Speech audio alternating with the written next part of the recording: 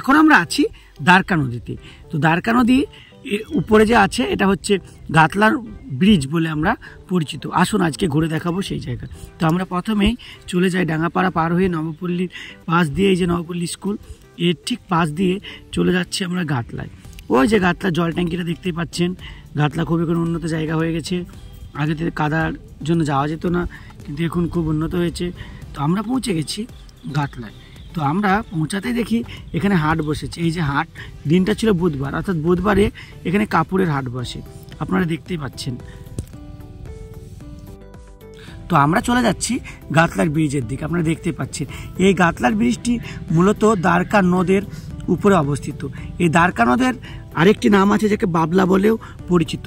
এই দ্বারকা নদ ভাগীরথীর একটি উপনদ, যেটির উৎপত্তি ঝাড়খণ্ডের পাহাড়ি অঞ্চল থেকে, আপনারা সবাই জানেন।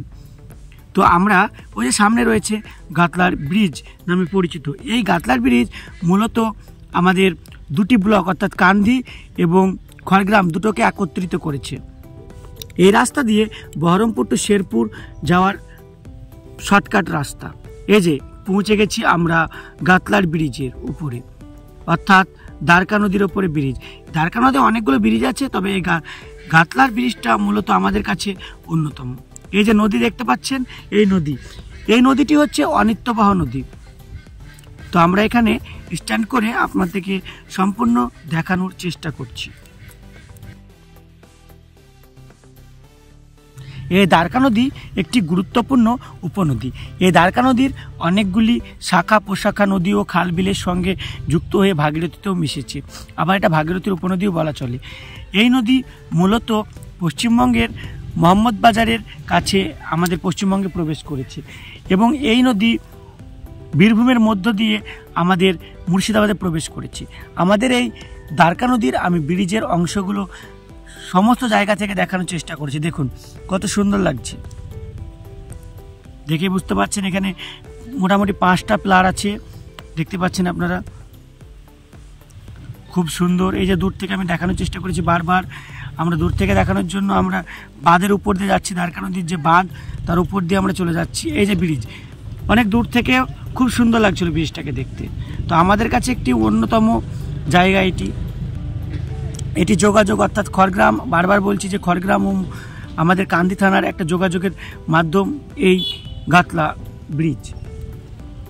তো চারিদিকে সরিষে সবুজ আয়ন ছিল, খুব সুন্দর লাগছিল। দ্বারকা নদী পাশ দিয়ে বয়ে যাচ্ছিল।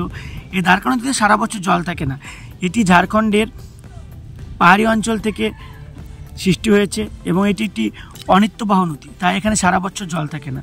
তো আপনারা দেখতে পেলেন চাচা আমাদেরকে হাই করে দিল। তো দূর থেকে আমি দেখানোর চেষ্টা করছি, এবং আমি ভাবি যে নিচে গিয়েও দ্বারকা নদীর যে ব্রিজ সেটাকে কেমন দেখতে লাগে। তো সত্যি খুব অসাধারণ লাগছিল। এই যে ওভার ব্রিজ আপনারা দেখতে পাচ্ছেন, ওভারপুল, খুবই সুন্দর একটা জায়গা। এখানে হয়তো ছোটোতে আমরা অনেকবার বেড়াতে এসেছি, ঈদে কোরবানিতে এখানে অনেক ভিড় হয় এবং অনেককে ছবি তোলার জন্য আসে এখানে, দেখতে পাচ্ছেন। তো চারিদিকে সরিষার ফুল ফুটেছিল, খুব সুন্দর লাগছিল। আর সূর্যটা ওয়াও, সেই দেখতে পাচ্ছেন। নিচে থেকেও ব্রিজটা খুব সুন্দর লাগছিল। এই যে সূর্য, ওয়াও, জাস্ট লুকিং বিউটিফুল। তো আমাদের যে সময় গেছে দ্বারকা নদীতে সেরকম জল ছিল না। ধরে নেওয়া হয় এক সময় এই নদীতে সারা বছরই জল থাকতো, কিন্তু কালক্রমে সেই জল সারা বছর এখন থাকে না। তো আমরা চারিদিকটা ঘুরে দেখার চেষ্টা করছি। ওই যে ব্রিজটা জাস্ট সুন্দর লাগছে। তো আপনারা আমাদের সঙ্গে থাকুন, আমাদের ভিডিও দেখতে থাকুন, আর আমাদের ভিডিওগুলো কেমন লাগছে কমেন্ট করে জানান, এবং আপনারা কোন কোন জায়গায় ভিডিও দেখতে চান সেগুলি আমাদের অবশ্যই বলবেন। যদি ভিডিওর মধ্যে কোনো ভুল ত্রুটি থাকে অবশ্যই সেগুলি ক্ষমার চোখে দেখবেন। ভালো থাকুন, সুস্থ থাকুন, দেখা হবে নতুন অন্য কোনো পরবর্তী ভিডিওতে। তো দেখতে থাকুন।